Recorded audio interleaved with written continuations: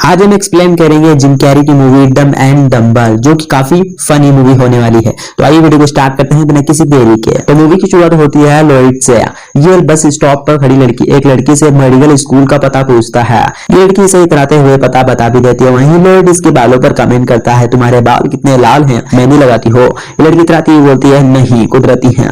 Lloyd कहता है, फिर तो वहां के बाल भी लाल होंगे। लड़की कहती है, तुम कितने बदतमीज हो। लॉयड वहां से निकल लेता है और इनसे मिले। इनका नाम है हैरी। हैरी कुत्तों को चलती वैन में खाना देता है। इसके पास एक आदमी का फोन आता है। वो कहता है, हैरी तुमने अभी तक कुत्तों को सर्कस में क्यों नहीं छोड़ा है? हैरी कहता है, सर मैं नहीं चाहता था कि कुत्ते खाली पेट खेल दिखाएं। आदमी कहता है, जल्दी पहुंचाओ उन्हें। हैरी, ठीक है सर, हम जल्द ही पहुंच जाएंगे। लॉयड एक लड़की के घर पहुंचता है उसे एयरपोर्ट छोड़ने के लिए। लॉयड इससे भी वही का सवाल पूछता है, तुम्हारे बाल लाल हैं? ये लड़की कहती है, हाँ। लॉयड, फिर तो नाक के बाल भी लाल होंगे। लॉयड इसे अपना नाम बताता है। फिर ये लड़की इसे अपना नाम बताती है, मेरी स्वॉनसन। लॉयड कहता है, दरअसल मेरा असली काम कार चलाना नहीं है। मैं और मेरा दोस्त हैरी हम पैसे बचा रहे हैं पेट्स स्टोर के लिए। कीड़े हैं हम। मेरी कहती है, क्या कहा आपने? लॉयड, हमारे पेट्स स्टोर का नाम होगा कीड़े हैं। हम कीड़ों की खेती जो करते हैं। वहीं मेरी थोड़ी सी नर्वस होती है। लॉयड कहता है, आप उड़ने से घबरा रही हैं? मेरी, हाँ कुछ ऐसा ही है। लॉयड कहता है, हमें उड़ने से नहीं घबराना चाहिए। इंसान एयरपोर्ट पहुंचने से पहले भी मर सकता है, यानी कार एक्सीडेंट में मर सकता है। मेरी कहती है, लॉयड तुम सामने देखकर गाड़ी चलाओगे प्लीज? लॉयड कहता है, ओ हाँ सही कहा आपने, सड़क पर काफी घटिया ड्राइवर घूम रहे हैं। वही हैरी वैन को अपनी फोन में भगाता हुआ पहुंच जाता है। कुत्तों की मालकिन हैरी पर चिल्लाती है, तुम्हें 40 मिनट पहले ही इन्हें यहाँ ले आना चाहिए था। अब मुझे सजाने संवारने का टाइम भी नहीं मिला इन्हें।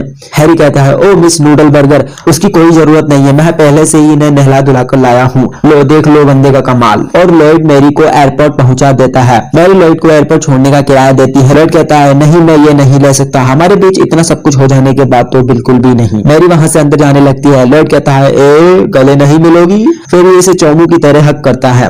वहीं एक लड़की और एक आदमी मैरी के पीछे आते हैं। लड़की का नाम सैन है और लड़की का नाम जो कहता है, ये लड़की हमारे लिए ब्रीफकेस छोड़ेगी, सैन तुम इसे उठा लेना। और लॉयड जाता जाता मैरी को बाय बाय बोलता है और ये गाड़ी ठोक देता है। मैरी वो ब्रीफकेस छोड़ देती है। लॉयड उसे देख लेता है और उन दोनों के उठाने से पहले ये ब्रीफकेस खुद उठा लेता है। फिर ये उस प्लेन की ओर भागता है जिसमें प्लेन जा रही है। इसे लगता है कि प्लेन अभी गया नहीं है और ये वहां से गिर जाता है और ये ब्रीफकेस लेकर घर आ जाता है। और यहाँ हमें पता चलता है कि लॉयड और हैरी दोस्त हैं और दोनों साथ ही रहते हैं। हैरी कहता है, तो तेरी नौकरी चली गई? लॉयड कहता है, हाँ जो ड्राइवर एक्सीडेंट करके गाड़ी वहीं छोड़ा है उसे नौकरी पर कौन रखेगा? हैरी कहता है, वैसे मेरी भी नौकरी चली गई है। ये ब्रीफकेस किसका है? लॉयड कहता है, ये मेरी प्यार की निशानी है।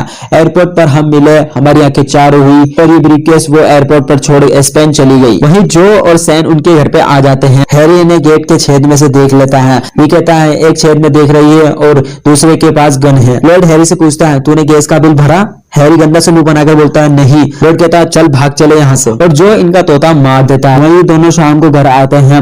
हैरी कहता है, हम पूरा दिन शहर में घूमते रहे पर हमें जॉब नहीं मिली और जो मिली वहां 18 घंटे काम करना पड़ेगा। लॉयड कहता है, हैरी तुम ये ब्रीफकेस पकड़ो, मैं घर का सामान लेकर आता हूँ। हैरी कहता है, तुम सिर्फ काम का सामान ही लाना, हमारे पास ज्यादा पैसे नहीं है। लॉयड काफी फालतू सामान ले लेता है और उसे रास्ते में एक मैगजीन का बॉक्स देता है जिसमें कॉइन डालो और आप मैगजीन निकाल सकते हो। और ये उसमें कॉइन डालकर पेपर निकाल लेता है। वहीं एक सामान उसके अंदर ही रह जाता है। ये एक बूढ़ी औरत को सामान का ध्यान रखने के लिए कहता है और खुद छुट्टे लेने चला जाता है। और ये बुढ़िया लॉयड का सारा सामान चुरा लेती है। लॉयड घर आकर हैरी को बताता है। यहाँ हैरी पहले से ही रो रहा होता है क्योंकि इसका तोता जो मर गया है। लॉयड को काफी गुस्सा आता है। मैं तंग आ गया हूँ इस घर से, ये खूब जोर से चिल्लाता है। हैरी को एस्पेन चलने के लिए कहता है। एक बार तो हैरी मना कर देता है पर लॉयड इसे इमोशनल ब्लैकमेल करता है और फिर ये मान जाता है। फिर ये दोनों अपनी पपी वाली कार में एस्पेन निकल पड़ते हैं। वहीं कार में लॉयड चिप्स खा रहा होता है।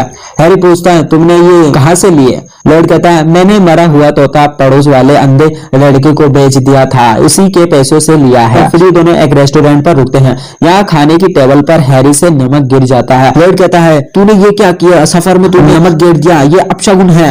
ये इसे कहता है, चल तेरे दाएं कंधे से थोड़ा नमक फेंक। पर हैरी पूरी नमकदानी फेंक देता है। फिर पीछे वाली टेबल से एक आदमी आकर उनसे पूछता है, नमकदानी किसने फेंकी बे?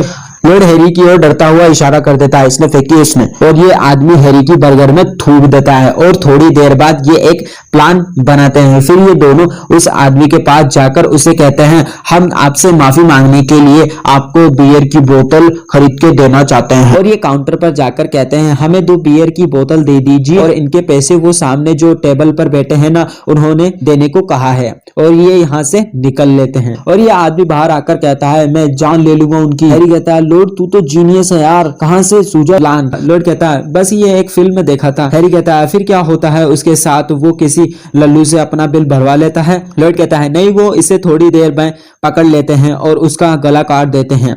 हैरी काफी घबरा जाता है और फिर लॉयड को सुसु आने लगती है। ये हैरी को कहता है, गाड़ी साइड में रोकना यार, पर हैरी इसे बियर की बोतल में करने को कहता है और लॉयड इसमें सुसु करने लगता है, पर बोतल भर जाती है और लॉयड की टंकी खाली नहीं होती है। ये एक और बोतल लेता है। ऐसे करते करते ये 4-5 बोतल भर देता है। ये गाड़ी काफी स्पीड से चलाते हैं, इसलिए ट्रैफिक पुलिस ऑफिस इन्हें पकड़ लेता है। ये हैरी से उसका लाइसेंस मांगता है और ये बियर की बोतल भी देख लेता है। और ये जैसे ही बियर पीता है, इसका मुंह अजीब सी आवाजें करने लगता है। ये कैसी बियर है? लॉयड और हैरी इसे मना करते हैं, पर ये फिर भी पीता है।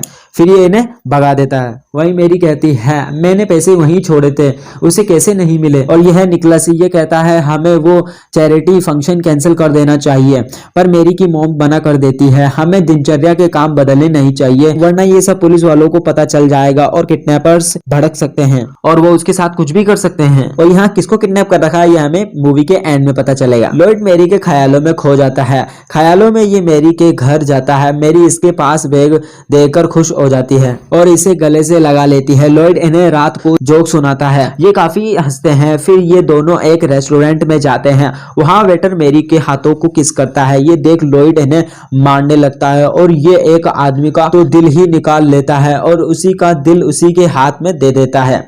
फिर ये मैरी को किस करता है। लॉयड अपना कोट उतार देता है और जैसे ही मैरी अपना टॉप उतारती है, लॉयड को हेडलाइन दिखती है। उसकी गाड़ी के सामने एक ट्रक आ रहा होता है और ये भिड़ते भिड़ते बच जाता है। फिर ये दोनों एक होटल में रुकते हैं और लॉयड अपनी पास वाली दीवार पर गिलास लगाकर पास में हो रहे कांड की आवाज सुनता है। ये कहता है, इसे कहते हैं जिंदगी। वहीं हैरी को उसके पुराने दिन याद आ जाते हैं। जो पहले इसकी गर्लफ्रेंड हुआ करती थी, वो इसे छोड़कर चली गई। वहीं जो मिस्टर आंद्रे से फोन पर बात करता है। ये कहता है, बॉस ये एक चुंदी सी होटल में रुके हुए हैं। बाहर एक आदमी इसे परेशान करता है क्योंकि इसे भी फोन पर बात करनी होती है, जो इसके मुंह पर मुक्का मार देता है। मिस्टर आंद्रे इससे कहते हैं, मुझे कुछ नहीं पता, वो कौन है पता लगाओ और वो मेरे रुपयों का क्या कर रहे हैं।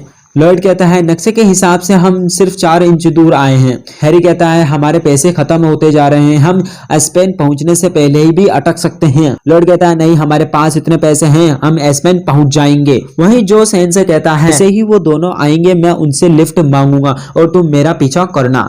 जैसे ही लॉयड और हैरी यहाँ आते हैं, जो उनसे लिफ्ट मांग लेता है। लॉयड कहता है, वैसे तो मैं अनजान लोगों को लिफ्ट नहीं देता हूँ, पर आज मैं अपने दिल की सुन लेता हूँ। फिर ये दोनों जो को अपने बीच में बिठा लेते हैं।